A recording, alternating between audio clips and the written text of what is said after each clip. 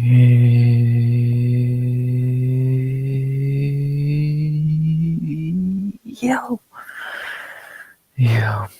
RX back with another stream. This time it is Friday night before some fights, which means we are having a pre-party. This time, for the first time this year, we're having a pre-party. This time it is for UFC Houston tomorrow afternoon, which should be fun. Fights are back after a stupid break, and now we have a shit ton of cards in a row. So, beginning with this one tomorrow, our first fight night of the year over in Houston, Texas, and yeah, should be fun, man. I'm excited. We're gonna talk about the card, talk about the weigh-ins, the face-offs. I'm gonna put my picks in officially, and it's gonna be fun, man. I'm excited. Yeah, not really a lot to say. Pretty basic plan. Again, let's just put my picks in, look at the weigh-ins and face-off pictures, and call it a night there. So we'll see if we get a stream as great as Tuesday. Fucking 2.5 hours or whatever. Just looking at Gina Carano pretty much. And yeah, should be fun. I'm excited. And yeah, fight baby. Let's fucking go, man. Let's get this shit on the road, shall we? So let me get the screen share going.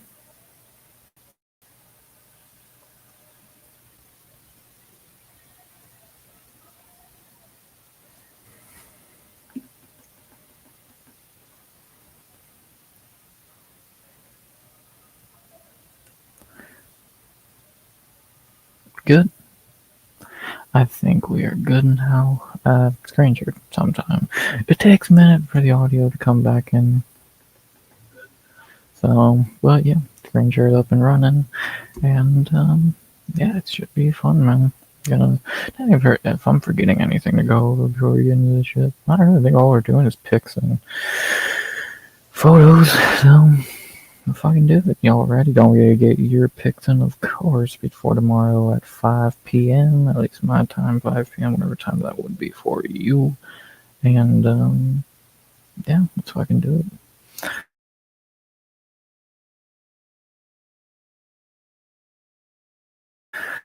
Tapple, double trouble, same picks on both either way, and yeah, it's gonna be fun, so let's fucking do it.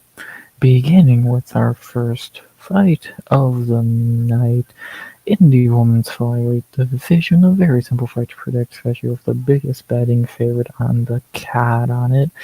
We have to begin the night. Well, yes, it's gonna be early in the day still, so to begin the card at least, like usual with female fight, but this one's actually not too terrible. Actually, kind of a decent fight at women's flyweight to begin our night with Carly Judice versus Juliana Miller. Yeah, obviously I'm going Judice here, like every sane person on earth. Yeah, Carly should win this fight. She's minus 800, the biggest favorite on the card, which I do think is a little bit much, but if you believe she can stop takedowns, then yeah, she'll win easily. The real only threat here is if she can't stop takedowns, then we could have a small problem there, but if she can stop takedowns, she'll win. Juliana Miller's pretty fucking terrible, one of the worst Ultimate Fighter winners of all time. Her record definitely shows how terrible she is, unlike Judice, who only is 5-2. She's much better than that record would say. And yeah, should win this fight. Again, base favorite on cardio, I do think that should be a bit lower. I'm not upset at it. And yeah, it should be an easy one for Judice here, just being the better fighter, striker, better cardio, stopping takedowns, and should be a quick night in the office. So not much to really say there. A 95% on Judice on Tapology, and on Guilt Milk. I like the man what Guilt Milk has up their sleeves this week. Y'all are usually on the money, but a lot of time y'all are a bit fucking insane. But y'all are 11% on Juju Miller. Yeah, y'all are fucking madmen.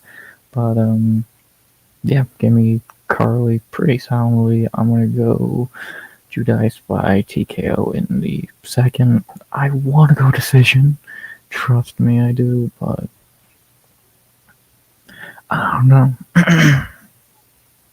I struggle to see, like, I want to go decision because what I do, it's a safe route, but I don't know if Juju's gonna be able to survive the 15 minutes with Judice on her when she has shit cardio and has been finished by worse fighters like Luana Santos. Judice on a finishing streak and never won by decision. Yeah, I'm going Judice finishing the second. I think she is. I know she's much better. Again, the only worry in this fight is if she has no ground game and Miller can just lay on her all fight, then we're gonna have a giant problem. But besides that, we should be pretty fine. And yeah, give me Carly Judice get the win here. Not the lock of the night, biggest favorite on the card though. So obviously, I'm gonna agree with that. And yeah, give me Judice by finish in the second. Again, if she wins by decision, I would not be shocked. But in a way, I wouldn't be that shocked if Miller was able to grapple fuck Judice and win. So you'll see how much. If again, it all comes down to if Judice can stop takedowns or not. If she can, she'll be fucking fine and win. If she can't, then it might be a big upset for Juliana. So. We'll see, but I am going Carly Judice by finishing second. Don't think her streak of never going to the scorecards on a win will change, and should be just fine here.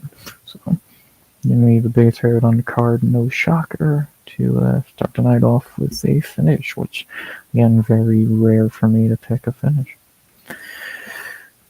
After that, we start the male side of the card at featherweight with a move down to featherweight for our former lightweight and our first of 3 undefeated guys on the card.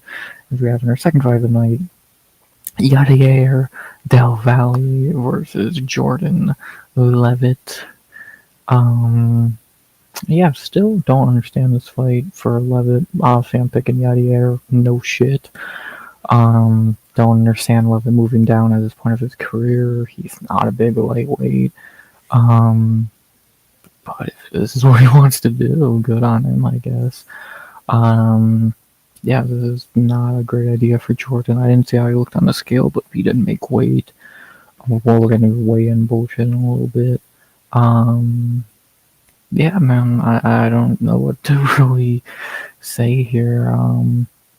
Yeah, Levin moving down at 30 years old, hasn't fought at featherweight since 2019. Against an undefeated, really good fighter in Yadier Del Valle, who is trying to wash away the stench of that last fight. I just don't see how this goes good for Jordan at all. Yeah, he's a veteran with more experience, but he always does terrible against guys who can grapple with him.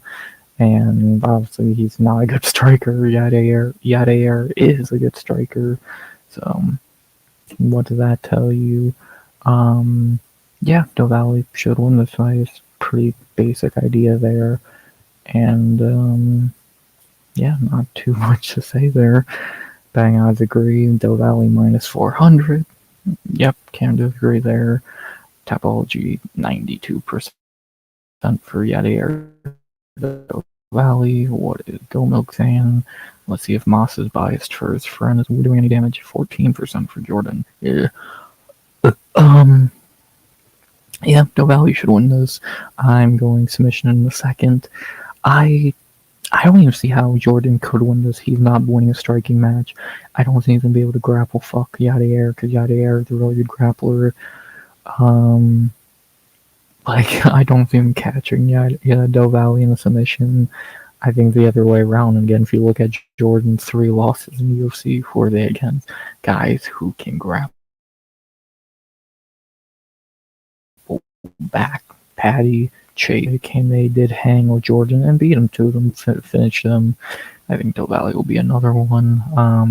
If you want to say, Jordan could have a crafty veteran performance, I guess, but I really struggle to see that happening. And yeah, give me Del Valle to get submission round 2. another time where I was like, oh, do I pick decision here? But I think he's going to get the finish. And actually, this is my first submission pick of the year.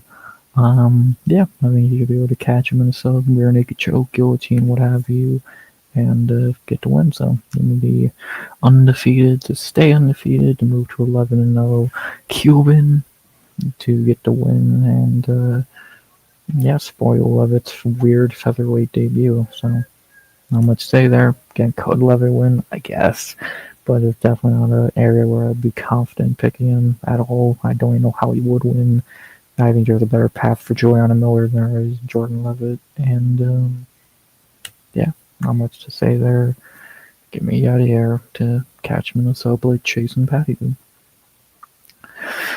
After that, we get to our first of 5 welterweight fights on the night, which has to almost be a goddamn record, it would seem, as we have in our third fight of the night, are in our first of 2 welterweight debuts on the card. We have in our third fight, in our first of 2 that changed on short notice, we have John Paul Labuciani versus Phil Rowe, or as I look at it, Robin Williams versus Will Smith.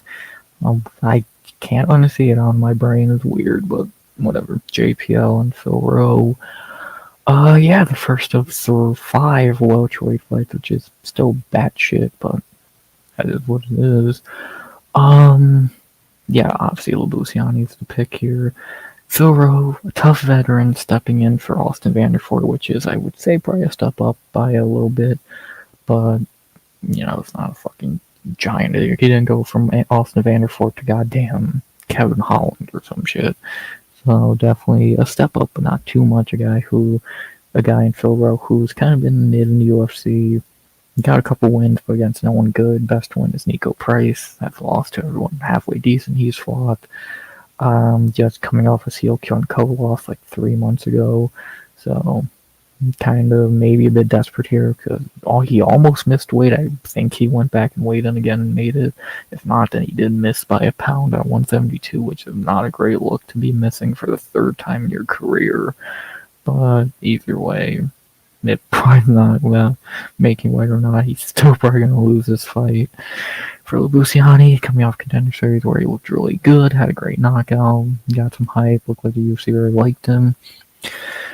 The biggest knock I have on Labuciani is his 2 losses are pretty dreadful. Yeah, he lost to Jacoby Jones, who was a Contender Series washout, who lost on Contender Series, and he lost to Spark Carlisle, a guy who was a complete UFC washout. So, not great there, but he seems to have gotten better. 27 years old, looking at Contender Series, even if we only did see him fight for 68 seconds.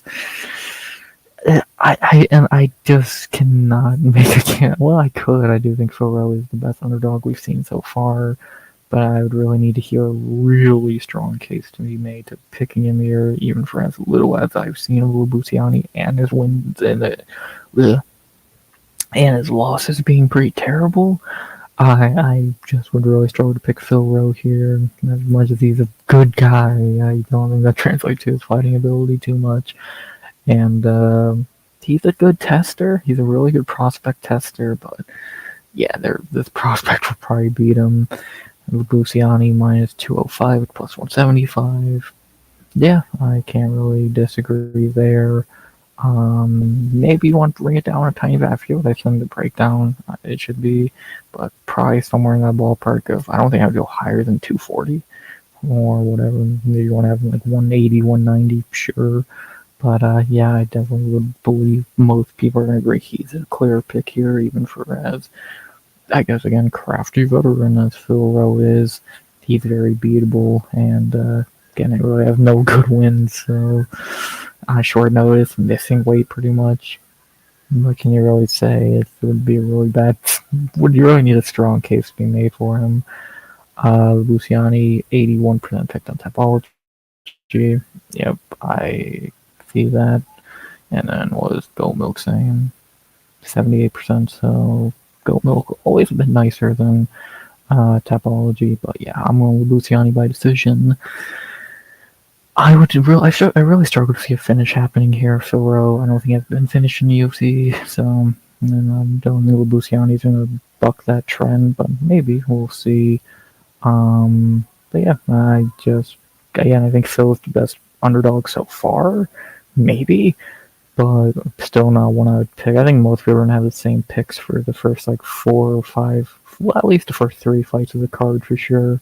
Then we're gonna get into some debatable territory, so we'll see what happens there. For this fight, I think most of us can agree with Busiani at the pick.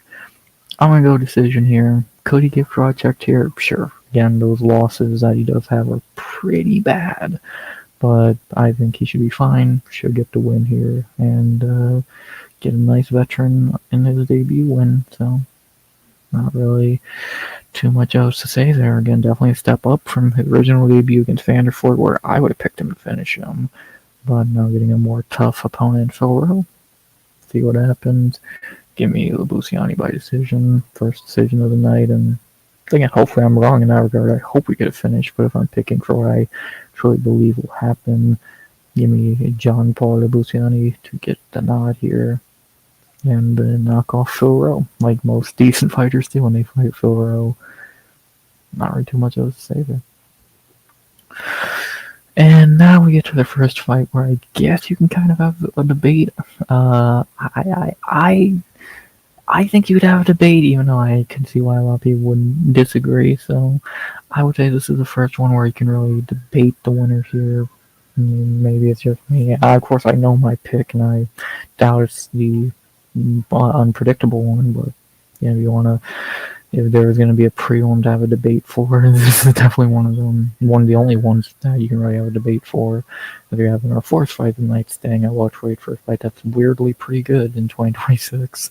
We have Ramiz Brahimaj versus Punahele Soriano. Still crazy that this fight's actually good in 2026. 1, 2, 3 years ago, it would have been a laughable Apex prelim, but winning streaks help. I'm going Ramiz Brahimaj here. I just think he's a bit better. I get he has the lesser wins. The only win on either of these winning streaks is worth a damn with the Euros Medic. Brahimaj beat Mickey Gall, Austin Vanderford, and Billy Ray Goff. Pretty bottom of the barrel fighters when Austin Vanderford's probably the best one. For Puna, he does have Euros Medic on that winning streak, who's obviously in the co-main. Who knows if he wins? The other two wins, boring decisions against Miguel Baez and Nikolai Zhirotnikov. Not phenomenal wins at all. This is a tough one. Again, I think this is a very decent fight. I think it's one of the better fights on the card, to be honest, which again is kind of laughable to think about 2-3 years ago, but it's the truth now. Ramiz has gotten much better. His striking's improved. His power looks good. Grappling's really good. So he's getting well-rounded, getting better. Still don't know about his cardio. We're not really seeing that. And he hasn't been defensively grappled too much outside the Vanderford fight. Obviously, Sember Garimbo was his last loss, and that's all he did. And they got at that age is bad. But yeah, better since then, and now having a really good career renaissance. For Puna, undefeated at welterweight. Have gotten more boring, but have gotten better. Wrestling is better. Cardio is kind of shitty. And then again, we haven't really seen him get tested. He fought 2 cans and Medic, who he ran through pretty easily. So, that is what it is there. I could see this going either way. Either guy could clip the other. Puna could just lay on him. Ramiz could just style on him for 15 minutes. It's a good fight. It's a really good fight. And again, the first one was actually pretty debatable. But I'm going Ramiz Brahimaj, the slight favorite, minus 125. I think those odds are pretty accurate. If you want to have a favorite here, Ramiz being the slight one, I have no issue with. I wouldn't have him anymore like minus 140. And I even feel like that'd be a bit of a reach. So, very close, very decent. A topology 70-30 Ramiz. Okay, I'm a little shocked and a bit closer, to be honest. And Goat Milk is 75-25, so a bit more one-sided. I doubt Ramiz continues his finishing streak. Could he? Yeah, but I really doubt he does. I don't see him knocking out Puna, and I guess he could catch him in submission, but I'm gonna say he probably doesn't. I think there's gonna be a lot of takedown stuffing from Ramiz, hopefully, unless Puna does get his takedowns. Maybe Ramiz shoots a few. It's gonna be interesting on the feet. I think the only thing Puna is better at is he has better power. besides that, I think Ramirez is kind of better everywhere, and I will give him the nod. Again, could he get the finish here? Yep, and I give him 9 right off. If Puna could win, I could see it. Again, he has bombs in his hands. He's a Strickland training partner, one of, I believe, 3 on the card, so that's cool for them. Gonna be motivated there. And again, dude got bombs in his hands, has got a bit better. But I'm gonna say Ramirez takes the win here by just being the bit better fighter. And yeah, give me Ramirez by decision. Very good fight. Looking forward to it. And again, in my opinion, one of the better prelims on the card. And yeah, not much else to say there. Pretty simple. Give me Brian Majda. Close, good fight, weirdly. After that, we get to our 5th fight of the night, our second and final female fight of the night, and our only rematch of the night, which why the fuck are these two rematching? I still will never know the answer. As we have in our 5th fight of the night in the women's bantamweight top 15, a rematch 3 years in the making, pretty much. No one asked for it or needed it. We have Nora Cornell versus Jocelyn Edwards. Yeah, why are these two rematching? I still don't really understand that. But I'm going to go the opposite of how I picked the first fight. Give me Edwards here. 3 years ago when they fought, Nora squeaked out a close decision at home in Paris. Was it debatable? To an extent. Now a few years later, Edwards has went 3-1 since then and is now on a weird-ass finishing streak. Only lost to Eileen Perez. Nora has went 2-2 since when beating 2 cans and losing to 2 actually decent fighters. To be honest, I think Edwards has gotten much better since the first fight. As for Nora, I don't think she's improved by much. Her grappling is pretty awful. Cardio ain't great. Striking. Outside of that Mullins fight, we've really not seen any great striking from Nora, which is weird because she's coming from like kickboxing or some shit. So, whatever logic there is there. Jocelyn's has weirdly gotten better. Got, again, 2 KOs in a row and a submission before that. 3 in a row. Somehow some of the most momentum in the division after a pretty pathetic early UFC career. And now they're rematching, which I still don't understand when, let's be honest, the first fight no one even remembers. And what was the need of a rematch? Like, the first fight was not great. It was not really that controversial, and it was not needed. So the 3 boxes for a rematch that any of them could be checked and make sense. This checks none of them. So if these are the only 2 who are down to fight right now, sure. But if there's no one else in that whole division that's barely booked, beats me, man. But I'm going Jocelyn Edwards here, the -320 favorite, which is weird to see the loser of the first fight as the underdog, or as the favorite now, but I guess people are agreeing with what I'm saying. Nora's not a terrible fighter, but she's just kind of not that great. Jocelyn has had a weird career renaissance as of late, and 6 years younger, better streak since the first fight. Give me the best Edwards in MMA right now to get the win here. Tapology 93% on Edwards. What is Guilt Milk saying? 78% on Jocelyn, and I think they are right. Give me Jocelyn by decision. Just like Ramirez, sadly, I doubt she continues her finishing streak. Knock on wood, I hope she does.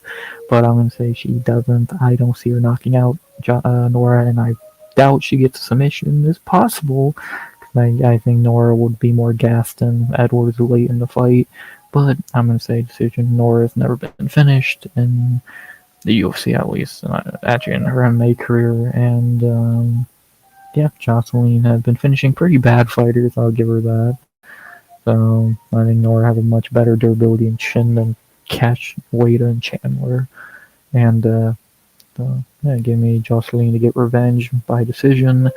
No worry of a little bit biased Paris, French, whatever, judges this time. And should get revenge here, so not really too much else to say there. Give me Jocelyn the complete opposite way of how I went the first fight, which I actually got right when Nora was a complete underdog.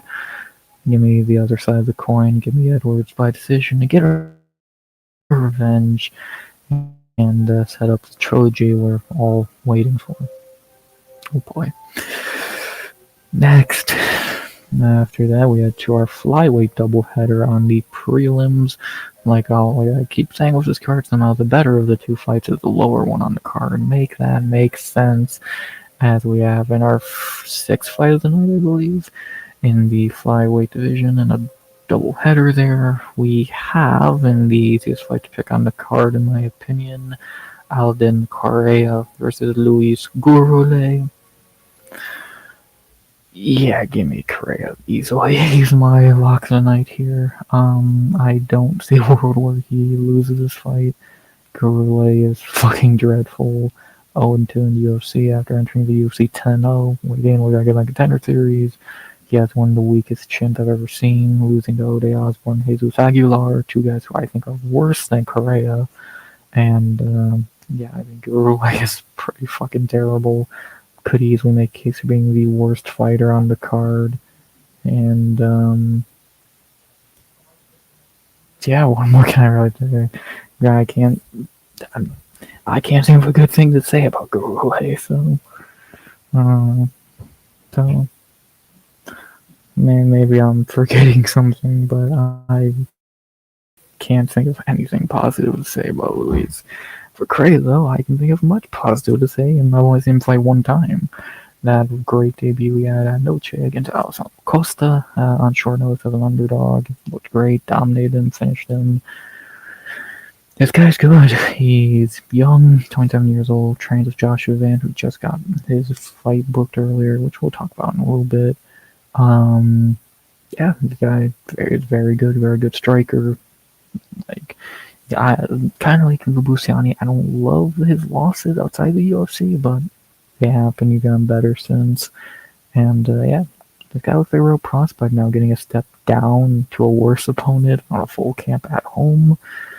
Yeah, give me Alden Correa easily. Gurule is so shit. I don't even know how he would win this fight. He's a weaker on feet, and he's not a good grappler. He has no chin. Yeah, give me Correa fucking easily. My lock of the night, minus 400. I think that should be bigger. He could easily be like minus 600. I just don't see what world Gurule wins this fight, so maybe I'm wrong. I don't know. So tell me when I'm telling lies, but I really don't think I am here. So give me Correa easily. I hope Tapology is not on crack. 94% for Correa. I agree. Even though 6% for Gurule is a little bit crazy. 83%. There's 17% of people picking Luis Gurule. Have fun. I don't see it. Give me Correa knockout in second. I think he's going to clip that weak chin like everyone has so far in the UFC against Gurule and finish him. Again, if he looked that good on no camp against Alessandro Costa, I think he'll look even better on a full camp versus someone worse than Alessandro Costa. And this is in his hometown. Van's going to be there, probably in his corner. Yeah, give me Correa knockout in second. My lock of the night. More confident in him than Judice or Yadair. I just don't see how he would lose this fight, so give me Correa by finish in second. I heard someone say, oh, fucking Gurule could wrestle him. Could he? I don't think Gurule is a good wrestler at all. And you talk about Correa, who has better cardio and is probably a better wrestler than him, so yeah, give me Correa and finish in the second. A weird picking a finish for a flyweight fight, but when Gurule has a chin that fucking shaky, yeah, he's getting clipped. Lock of the night, pretty simple. Oh boy, and then we stay at flyweight for another. Now this one not a great fight. We actually in the prelims of two pretty dreadful fights. As we head into the other half of the flyweight doubleheader for a fight much worse than the Correa fight. We have Ode Osborne versus Alibi Adrias. Oh boy. Do I gotta pick this? Do I gotta watch it? Where the fuck do I begin here? Ode, you should definitely a guy you should never really pick because God, is he inconsistent on his best days. And Alibi is fucking terrible. So, double great things there. Yeah, this is definitely one that, like, I think is, I don't know if anyone else uses this term, but I think it's a very fair term for a lot of fights we get in the UFC at this point. Pick and pray. Pick and fucking pray. I don't think you'd be confident on either side's coin here, so I don't know. I really would struggle to be confident in either one of these two. So, who am I picking since I have to make a pick? Give me Ode. Is it a bit biased? Sure. Do I think he could win? Yeah, I think Alibi is fucking terrible, getting bitched up by Joseph Morales, who is awful. Ode, at least coming off a loss to Steve Erceg, where he actually looked pretty good, but I guess that's more about how awful Steve Erceg is. So take that as you will. I don't want to pick either, trust me, but if I have to pick someone, give me the veteran who's fought better guys, and there's not some random Kazakhstanian can crusher. They have some shitty flyweights. Almabayev, Almakhan, Alibi. They all have A's in their names. Again, I'm not saying Ode's a fucking world beater. Dude's close to being 13-10. And probably he should be. But, yeah, I just cannot pick Alibi after the Morales fight. I don't think he's that good. And he didn't even beat anyone good on Tough, where he came from. If I can get into the finale there. And, yeah, give me Ode here, as little as I want to pick him. He's the underdog. I don't know how this ain't a fucking pick him, because I don't know how you can look at this fight and be confident in either. Ode could show up at his best and win, or Libby could grapple fuck him. One of the two is gonna happen. Which one happened? Fuck if I know. So we'll see, but give me the veteran, give me the guy who has fought anyone with talent and has not been bitched out by Joseph Morales. Give me Ode Osborne, as little as I ever want to pick him, because he probably never should. So, oh boy. Topology, 64% on Adrius. Yeah, I'm not even upset at that. I am, but Go Milk, 83% on Alibi. I'll be in the majority here. I'll be in the tiny class picking Ode. Give me Ode by decision. I think he could win. I think it's a 50-50 chance. Again, either Ode shows up at his best, which we've seen at times in the Gurule fight, in the fucking Steve Erceg fight, and we've also seen that as worse, like most of his career. So let's see what happens. Again, Alibi could just grapple fuck him. We've seen Asu do it. We've seen a few people do that to Ode. So it's more than possible either one of these guys could win or lose. Give me the more proven, better fighter, in my opinion. As little as I want to ever pick him. Give me Ode Osborne by decision. Now I'm going to this one. If I get this wrong, I won't be shocked. If I get it right, I won't be shocked. It's just one of those fights. Again, I'm picking and praying, and see if my prayers are answered. So, not really too much else to say there. Pick and pray, my friends. Good luck. Don't bet on it. This or this.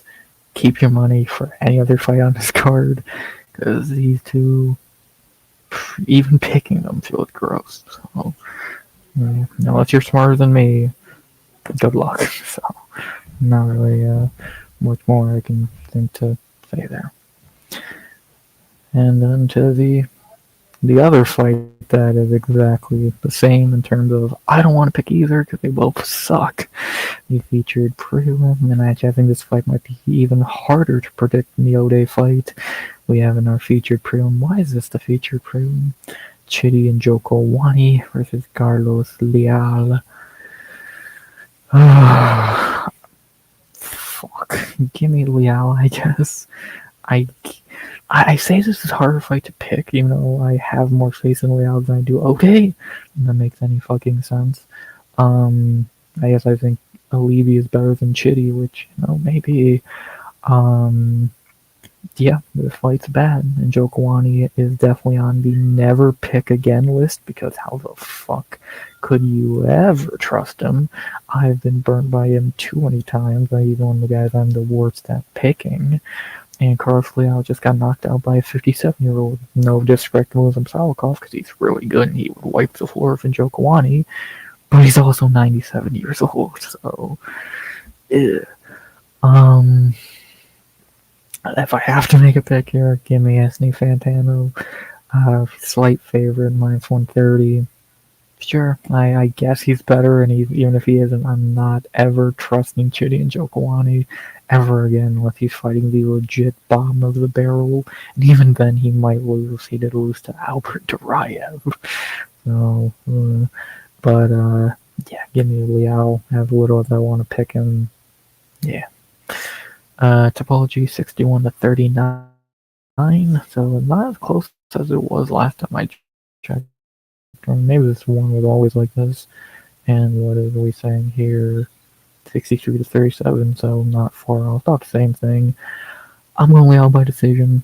This is a fight where Njokuani could clip him early and win. Liao could dominate and win. Or what I actually truly think will probably be the case. They both look terrible. Neither fucking deserves a decision, but it's a split decision where someone has to accidentally win. So, God, I'm not looking forward to this one at all. But give me Liao by decision. As little as I want to ever pick either of these two, give me Liao. So, then, see what happens. Again, you pick and pray. This pivot right here is the definition of picking and praying. I'm making a pick. I gotta fucking pray. Trust me, I've seen people already, like, I talked to someone on Twitter said, oh, I'm going to Levy and Shitty. I see their fucking point completely. Like, I can 100% see going these two, or these two, or these two, or these two. So, it's a fucking mess. I think this is going to be one where a lot of people get L's, or maybe some people ace it. We're going to find out. I'm going Liao, and, yeah, I just can never pick Chitty and Jokawani again. I liked him at the beginning of his UFC career. I think he's completely become a kind of a joke in the latter half of it.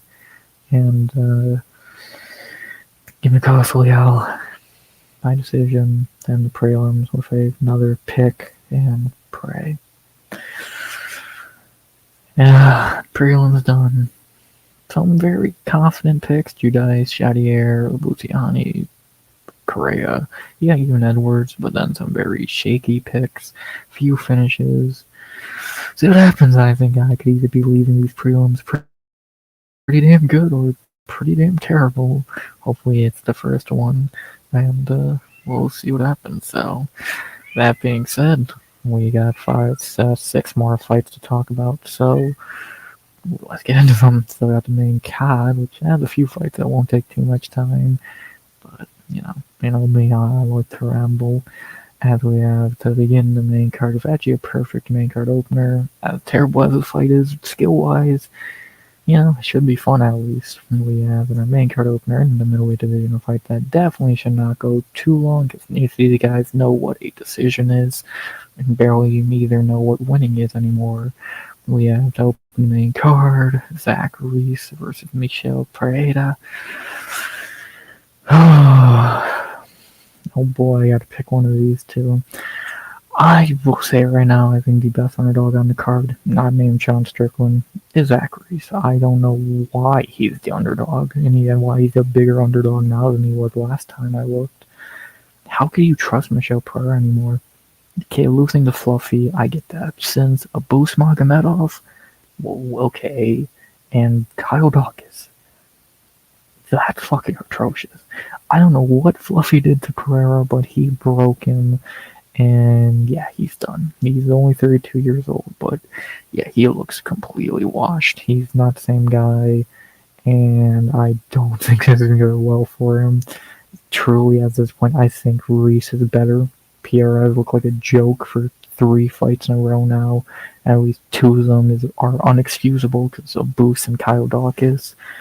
I'm far from saying Zach Reese is a fucking world beater, because I think he's terrible as well, having a dogfight with Jackson McVeigh, but I think he's much better than Michel Pereira at this point. I trust him more.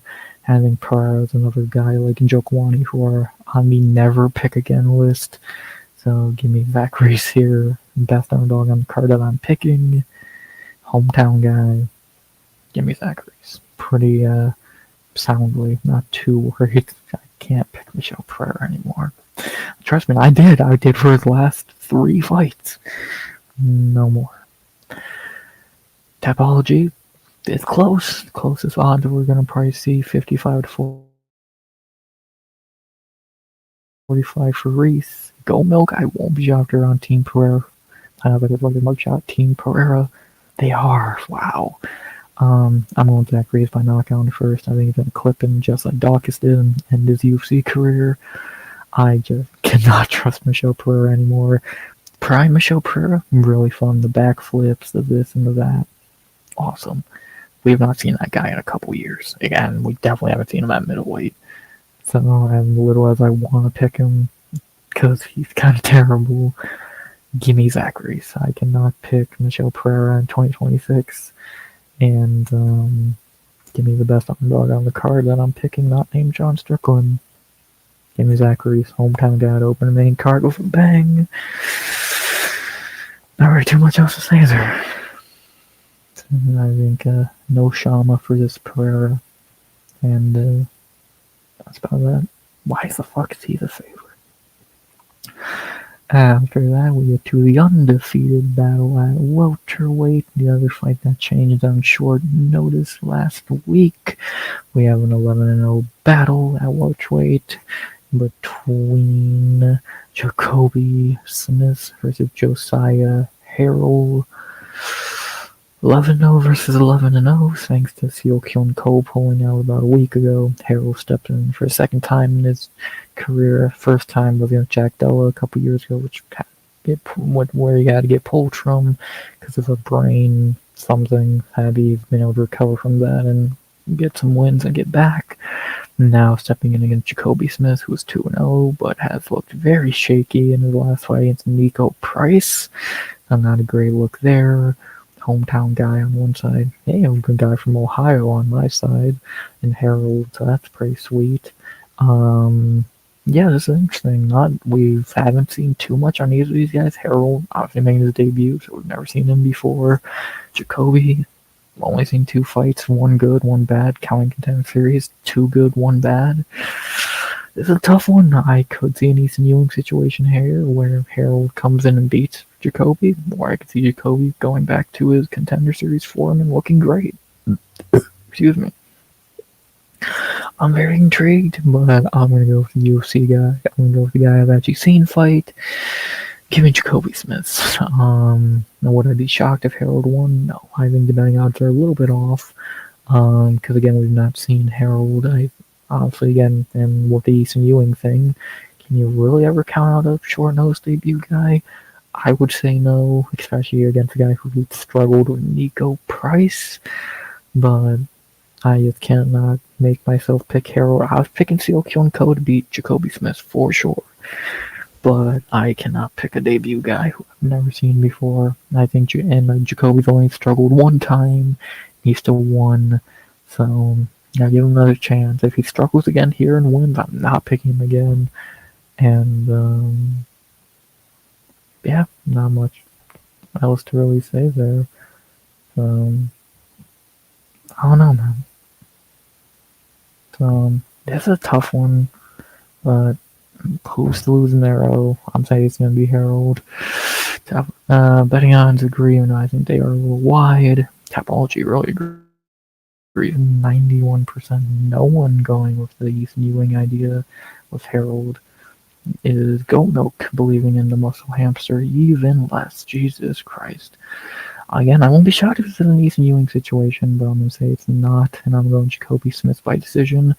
Even if he loses, I still think Harold will put up a bit of a fight, but I'm going to say he doesn't win. But I do think on a full camp in his next fight later in the year, I think he'll look better. I think in good chance he wins if he is as good as people say he is.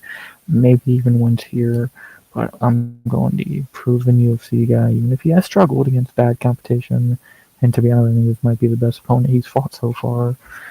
Give me Jacoby Smith by decision. Could we have an Ethan Ewing here? Yes. Will we? I say no. And yeah, not really too much else to say there. Oh boy, then we get to this garbage. Not gonna waste time here because heavyweight and it sucks. We have in our third fight of the main card, Sergey Spivak versus Ante Delija. Give me Delija by decision. Both guys are terrible. It's heavyweight, so it shouldn't even be on the main card. Spivak has always been garbage, even though, again, I will say he did beat Waldo Cortez Acosta. Delija's a bitch. What did they really say? 84% on Delija on Tapology. What is Goat Milk saying? I would imagine a lot of the same. Yeah, about the exact same. Yeah, give me Ante Delija by decision. That's going to be a shitty heavyweight fight. We all know it. They both suck. Not much else to say. Get heavyweight off the main card and off the UFC in general. Pretty basic. So, not really much else to say there. So, fuck heavyweight. That's all I can say. Fuck heavyweight. And then we get back to good fighting with our fourth fight of the main card, I guess the featured bout of the main card to start at the big three on the main card. As we have that featherweight in a fucking banger I'm so excited for. Dan Ige versus Melquizael Costa. I'm going Melquizael, and I've fallen for this trap many times, these debut guys against Dan Ige. But I think Costa really could be the one. Ige has only got wins lately against unranked guys trying to take his ranking. Hasn't been able to beat anyone else outside of that. Could that streak continue here? It could. But I'm going to say it doesn't. I think Melquizael is that fucking guy.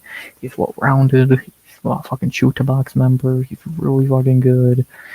Not saying Ige is, like, bad or anything. He's still pretty decent even for being a bit washed and being a gatekeeper.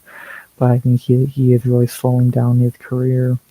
Being, like, he's still decent. I think he will get back on track even if he does lose this fight. But I do think he's slowing down a bit, and he should have a job for life after that Diego Lopez thing. But I am definitely not definitely, because again, I guess if you want to make a case for Ige and say, oh, he always does his best against unranked guys, which is true, you can make a case for Ige, but I'm definitely going Melquizael here. I think this kid's good, happy he's getting his shot. The Dalmatian is a badass nickname, and I think this kid's good. I think he could easily top 10. I think he's much better than a few top ranked guys like Zalal and fucking, I think it might even be better than Arnold Allen, to be honest. And, yeah, give me Melquizael to get the win here. It's just going to be a great fight. 210 might be a bit steep. It might be a bit too wide, but I don't think it's insane. And see if Ige can pull another fucking rabbit out of his ass and beat a guy who looks to be the next guy up, but then falls to gatekeeper Ige. Let's find out, man. Let's find out. I'm going Melquizael, like most people I'd imagine.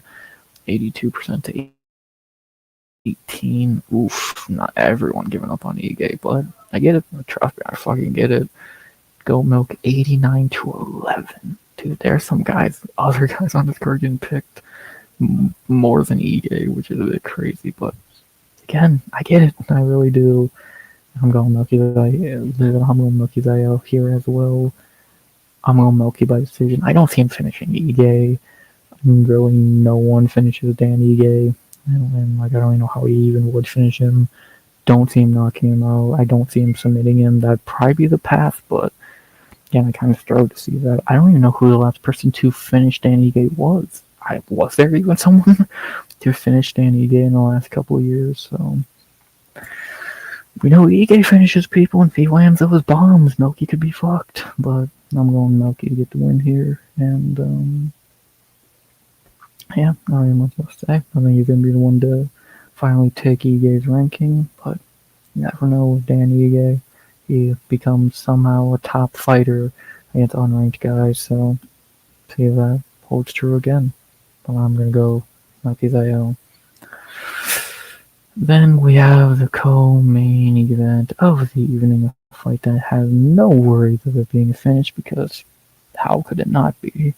And we have our co-main event of the evening for the number 13 ranking in welterweight, I believe.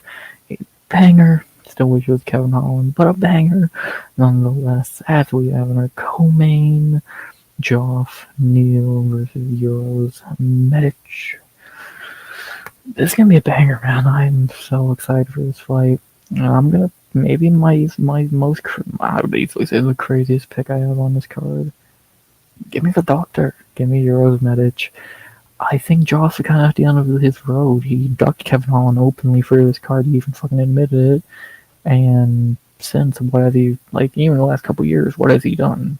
His career highlight is, like, giving Shavkat a tough fight, beating Vicente Luque and Mike Perry.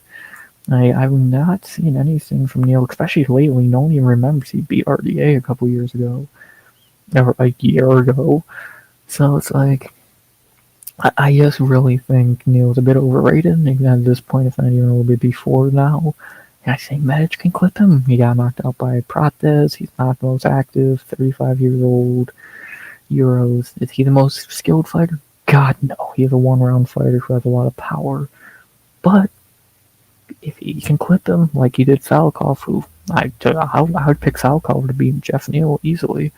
So now we get a guy who beat him, a guy who has bombs in his hands, who's motivated, can't grapple, bad cardio, and if it goes past round 1, he's gonna lose. But if he can land that shot, and again, Jeff Neal has bombs in his hands too, so if he can land that shot, he could put someone out. So this is gonna be a good one. I think the odds are a bit wide. I don't get why Neal is such a big favorite. Like, I guess I get it, but like, I think it should be closer. I know everyone's looking at this as like a no-brainer. I think you'd be wrong, or maybe I am. We'll see. I'm going the doctor. I'm going Euros Match to find that shot. I think Neal's kind of done. Tabology does not agree. 73-27. I doubt Gold Milk's any nicer to me. Let's see. Are they? They're a little closer. 61-39. I'm going Magic by knockout in first. I think you can find that chin and win. Won't be shocked if Neal finds that chin either, or if it goes in round 2 and Medic gets finished there. I don't see a world where this goes to decision. Neal's not going to grapple fuck him and lay on him. Never really been his game plan. And neither guy's a grappler, so someone should get finished here. I'm going to say Medic gets to finish and kind of ends the Texans' night on a low note and giving them their only loss of the card if I were to go perfect. And see if I'm right. And maybe craziest pick, maybe of the year so far. And he's a doctor. Would I bet on it? Probably not. Not, at least not a lot of money. So yeah, if you put him and Ode in a fucking parlay, that'd be. And those are the only 2 underdogs I'm picking, I believe. That wouldn't be. That'd be. Oh, and dude, him, Zach Reese, and Ode. I wouldn't do it. Don't listen to me. Maybe Euros and Zach Reese wouldn't be terrible. If you want to throw in Ode.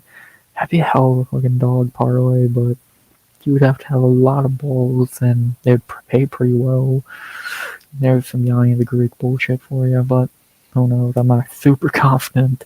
I'm definitely more confident in Zach Reese than I am Euros Medic. And we'll see, though. We'll see. Give me the doctor to upset the Texans and upset the betting odds. See if I'm right or wrong. He only needs one shot. And then the main event of the evening, a fight that I think should be way closer in the betting odds than it is. We have the main event to end a fun night in Texas, hopefully. We have Sean Strickland versus Anthony Fluffy Hernandez. This is going to be a banger. Oh, well, maybe. It's going to be interesting. It's a classic striker versus grappler. Can Fluffy get it down? Can Strickland keep it up? It's going to be interesting. Obviously, biasedly a bit, I'm going to pick Fluffy, even though I do think he could win. I mean, the betting odds here are a bit wide. I don't really understand Fluffy being minus 300 almost. I think this could easily be a borderline pick'em. Strickland, we've heard the story of he has great grappling. We've not seen it, but we will hear. We know his striking and his cardio are great. No power, but he has his jab and his teeth all you really need. For Fluffy, we know he's maybe the only guy who can actually almost match Strickland cardio. His striking has gotten better. His wrestling's fucking phenomenal. But can he do that to Strickland here? We'll see. I think he's the only guy who can actually beat Hamzat. And if he loses here, then Hamzat's never going to fucking lose. And yeah, the winner of this kind of confirmed is going to get the next title shot, which is fucking hilarious and how it should be. And see what happens. I think if you want to pick Strickland, I think you have a very good case. If you're picking Fluffy, you got a good case. I think it's as 50-50 as you can get. Do you think Strickland keeps it standing? Do you think Fluffy can get it down? Who's going to gas first, if either? I can't wait. This is such a good fight.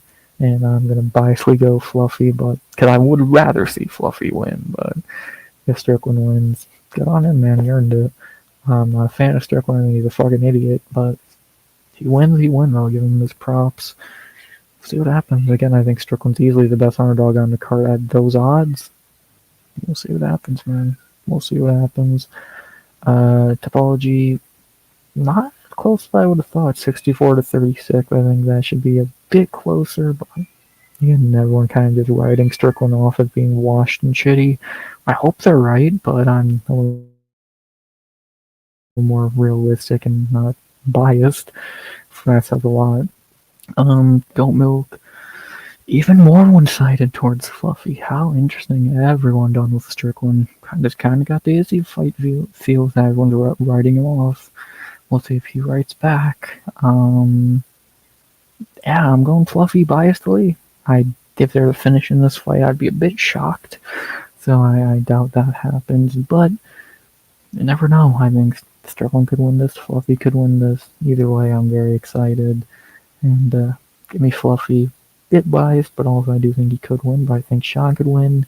It's a great main event. Best main event we've had so far this year on paper. And can't wait. So give me Fluffy. I would love to see him ragdoll Strickland like he did to Lidze, but I know that's extremely wishful thinking. And see what happens. Well, not really too much else to say there. And just like that, my picks are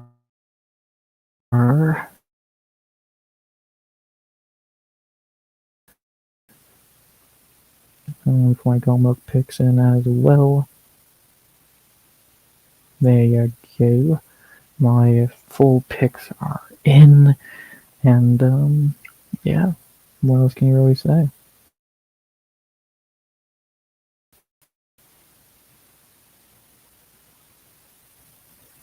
So I'll go over, I'll show them one more time. And we'll get the face-offs and the weigh-ins pictures, so gonna just here quick with a look at my picks again. Of course, I'll do a short tomorrow morning for them as well. But there are a few more finishes than I usually have, and a few more underdog picks than I would usually have. Confident in some, not confident in others. I could see this being a great night or a terrible night of picks. And I'm excited, man. I think this card's decent. I'll knock on wood. And see what happens, man. So I'm excited, and see what happens in Texas. We need a good card already this year. Is this going to be the first? Let's hope. An hour later, when finally the picks are in, let's go over the weigh-in and face-off picks. I don't know where everyone went tonight, but I guess fuck y'all. Because I'm not good enough tonight. Do I need to bring up Gina Carano again for you motherfuckers to show up? Look at the weigh-in picks. Again, I would love to watch the weigh-in video, but computer would explode. We gotta do it this way. Fluffy looking fine. Yeah, it's still good to see him getting that weight cut down after that weird Delidze shit. I was at the fight, I don't remember. Strickland actually kind of looking not great. I really don't think Strickland looks weird. I don't think he looks his best, but maybe I'm wrong. Jeff Neal looking fine. Pornelli looking fine. Ramirez, Judice, nothing to see there. Harold, Knoll, Jacoby, fine. Yadier looking a little drained, but fine. Chitty, Pereira, fine. Reese, Levitt, not looking his best at featherweight. Danny, a professional. Fighters miss weight. He makes weight. Jocelyn, Melky, looking fine. Gurley, Correa, Liao looking super skinny. Because he's on the roids this fight. Delesia, Miller, Spivak, Fat Fox, and Juliana. Levy, Medic, and Luciani, and Rowe. I still don't know if he missed and tried again or missed and just stopped there. I don't know, but whatever. And so yeah, everyone. We didn't get a fight canceled on weigh-in day. Holy goddamn shit! Call fucking your coworkers. Yeah, more can I really say? So hell yeah, and we'll get the face-offs. We'll go in order of the fight. Some Juju, so nothing too intense there. Yeah, I don't think we get really many intense face-offs anymore, sadly. In a perfect world. Now we got Levitt. I got definitely not going to be too intense. I guess a little more intense, but I guess for once Jordan not being does he have the fucking skull? Oh, for fuck's sake, Jordan, you're not Charles Johnson. There's that. Then we have, what's the third fight? The Luciani and Rowe. I guess a little bit intense there. Rowe looking a lot bigger. That could be either, well, I guess he was a lot bigger against Ko as well, and he lost, so we'll see how much of a factor that plays. And we have Ramiz. Trying to remember the card. My brain's a bit fried. Ramiz wearing his silly hat. I'll give to the fucking announcer. Nothing crazy there. Basic.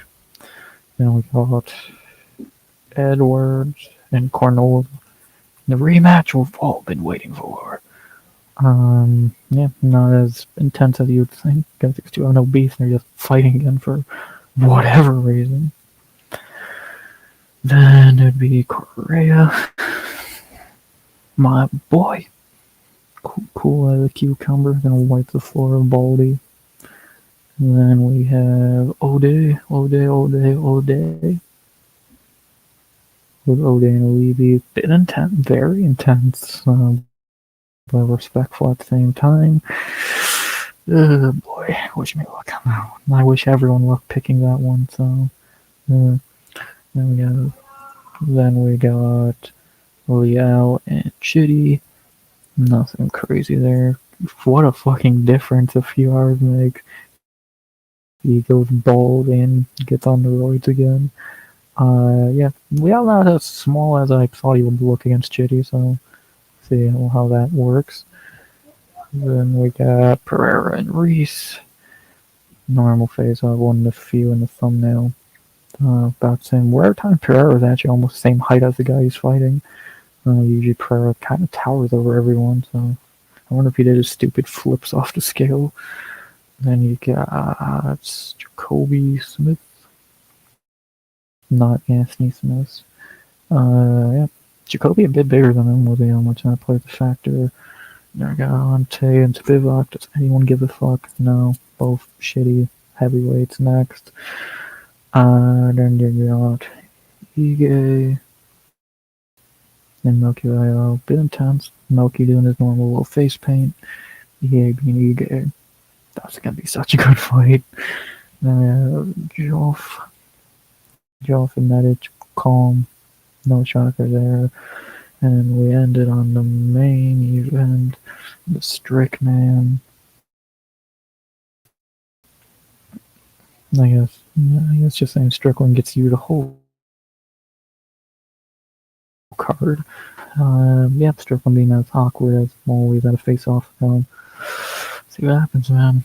There you go. There's the weigh-ins and face-offs. God, does he look weird? He looked like he aged like 3 fucking years in that year away. I don't know, man. I don't know. Let's see what happens. And yeah, that's about that. Not really many other things I can think to say.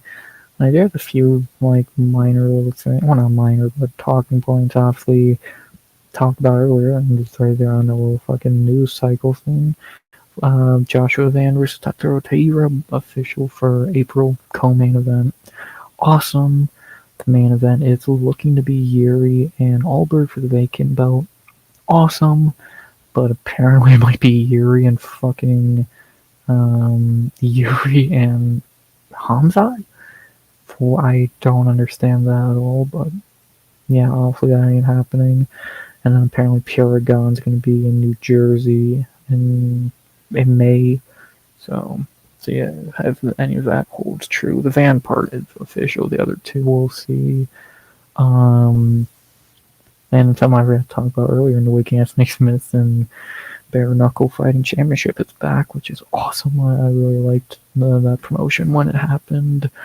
When it was on for a few years ago, it sucked everyone away for a while, but good to see it's back. And yeah, not really much to say there. I think Gamebred, BKFC, and DBX are really the only watchable fucking non-UFC fighting. So see how that goes. It's gonna be like a 16-man tournament, so it'll be sweet. And yeah, I think that's about that. I'm not seeing any. I'm trying to remember anything else like gigantic worth talking about. I guess boxing wise, Conor Benn signed to Zuffa is kind of fucking insane. That's a gigantic signing. So Dana's making moves there. And yeah, Gable Stevenson won another fight last night in Mexico. Can we sign him for the Apex card, for the White House card already? Thank you. And yeah, trying to think of anything else. Yeah, not that I know of, so I think I can do this.